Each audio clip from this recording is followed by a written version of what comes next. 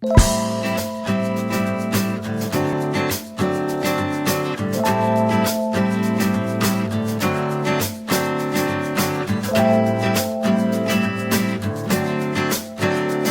passage de la ligne à grande vitesse a largement mobilisé la SAFER Bretagne, notamment sur le dossier de délocalisation de Michaël Hortin. Nous avions, mon frère Eric et moi-même, deux sites également d'exploitation. Un site situé à Donlou, une commune plutôt rurale, où nous avons les vaches laitières et un bâtiment de poulet fermier Label Rouge de Janzé. Et nous avions aussi le site où j'habitais, à Cesson-Sévigné, une commune plus urbaine.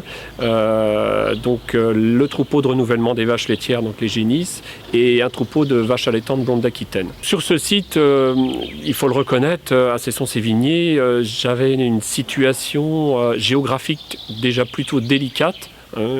La proximité d'une départementale, la RD 32, d'un hameau dense en population, de la rocade sud de Rennes, qui était aussi à proximité, la LGV venant se greffer à tout ça.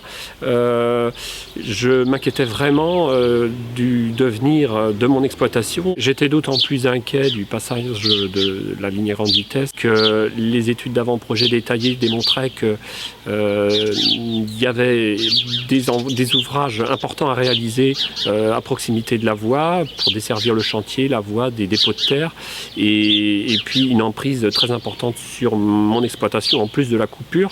Donc un linéaire de plus d'1 kilomètre de long, une dizaine d'hectares d'emprise à proximité à l'endroit des pâturages de mes vaches allaitantes et de mes génisses laitières. Réseau Ferré de France a contacté la SAFER et a décidé cette délocalisation suite à une étude menée par l'ADE qui démontrait que l'aménagement foncier ne pouvait pas remédier aux dommages causés par l'ouvrage sur l'exploitation du GAEC Hortin. La première étape pour la SAFER a été de rechercher et identifier une exploitation pour accueillir le nouveau siège d'exploitation. Le choix s'est rapidement opéré sur le site de la Merceraie, ici à Donlou, du fait de la proximité de ce site au site du Nouguet, du GAEC Hortin. La deuxième étape a été d'entamer des négociations avec les différents propriétaires. Nous avons recueilli au final 3 promesses de vente ici sur ce site qui couvrent le siège d'exploitation, bâtiment d'habitation, bâtiment d'exploitation et 35 hectares. Et par ailleurs, nous avons recueilli donc un ensemble de promesses de vente sur Cesson couvrant 25 hectares.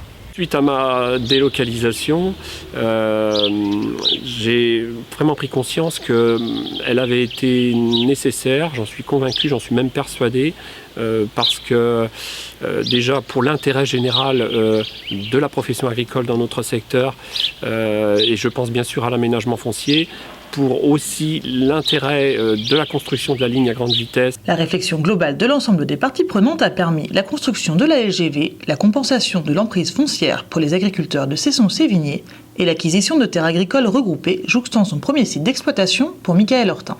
Cette négociation a été un véritable défi.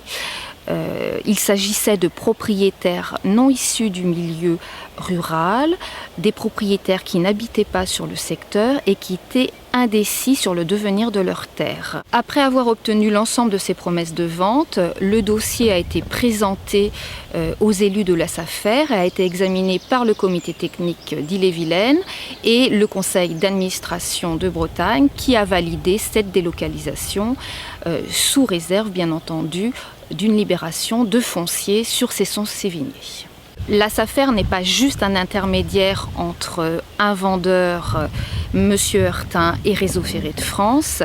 C'est également un opérateur qui accompagne Monsieur Hortin dans toutes ses démarches. Ça veut dire mesurer les différents impacts et les anticiper. Les impacts en termes de référence laitière, de droit à paiement unique, de plan d'épandage, d'installation classée. Et donc tous ces éléments ont dû être examinés et ont fait l'objet de nombreuses rencontres avec l'administration. Au-delà de l'aspect technique et professionnel que représente une délocalisation, il y a aussi l'aspect familial qui rentre en ligne de compte puisque c'est aussi un projet familial avant tout.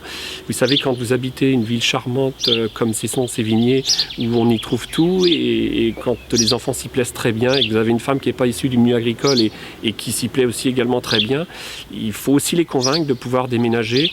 Mais aujourd'hui, ceci dit, on est tous heureux d'être là et tous nos proches sont aussi heureux de nous voir ici et je crois que c'est ça qui est important.